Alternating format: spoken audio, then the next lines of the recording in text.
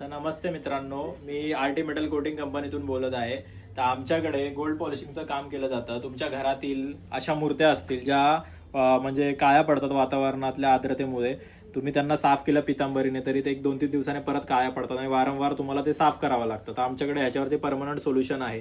तर आम्ही गोल्ड पॉलिशिंगचं काम करून देतो. तुम्ही पाहू शकता या मूर्तीमध्ये भरपूर ठिकाणी ब्लॅकनेस झालेला आहे, काळी पडलेली आहे मूर्ती. तर हे कस्टमर आमच्याकडे ती मूर्ती गोल्ड पॉलिशिंग करण्यासाठी घेऊन आलेले आहेत. तर तुम्ही पाहू शकता या काही मूर्त्या आधी आलेल्या त्या आम्ही करून ठेवलेल्या आहेत कस्टमरच्या. तर ह्याच्यामध्ये तुम्ही गोल्ड पॉलिशिंगचं काम बघू शकता कशा प्रकारे झालेलं आहे. पूर्ण खाच्यामध्ये पूर्ण एकदम सुपर फिनिश गोल्ड फिनिशिंग होतं आणि हे गोल्ड फिनिश केल्याच्या नंतर तुमचं भरपूर वर्ष हे गोल्ड फिनिशिंग असंच राहतं. मग तुम्हाला याच्यावरती पितांबरी वगैरे कुठलंही सोल्युशन लावून याला साफ करायची गरज नाही. याला तुम्ही साध्या पाण्याने धुवू शकता आणि हे कोटिंग आहे तसंच वर्षानुवर्ष राहणार. तसंच तुम्ही पाहू शकता आपल्याकडे चांदीच्या देवांवरती म्हणजे चांदीचे देव जे असतात त्यांच्यावरती पण सिल्वर कोटिंग करून भेटतं. हे पण सेम आपण जसं गोल्ड पॉलिशिंग करतो तसंच हे वर्षानुवर्ष असंच राहतं. ह्या गोष्टी पण तुम्ही घेऊन आलात तरी आम्ही तुम्हाला करून देऊ.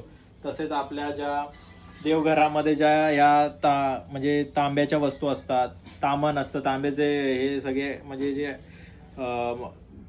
तांब्याचे सगळे वेगवेगळे आहेत आयटम, ह्याच्यावरती पण आपण कॉपरवरती पण कोटिंग करून देतो. कॉपरच्या कोटिंगवरती पण पुढे जाऊन ते काळं पडत नाही.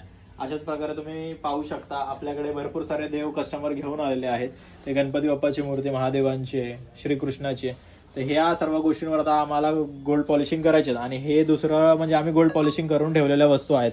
तर तुम्ही पाहू शकता लहान मूर्त्यांपासून ते मोठ्या मूर्त्यांपर्यंत आम्ही गोल्ड पॉलिशिंग केलेलं आहे. कृष्णाची मूर्ती तुम्ही पाहू शकता की कशा प्रकारे एकदम सुंदर झालेली आहे.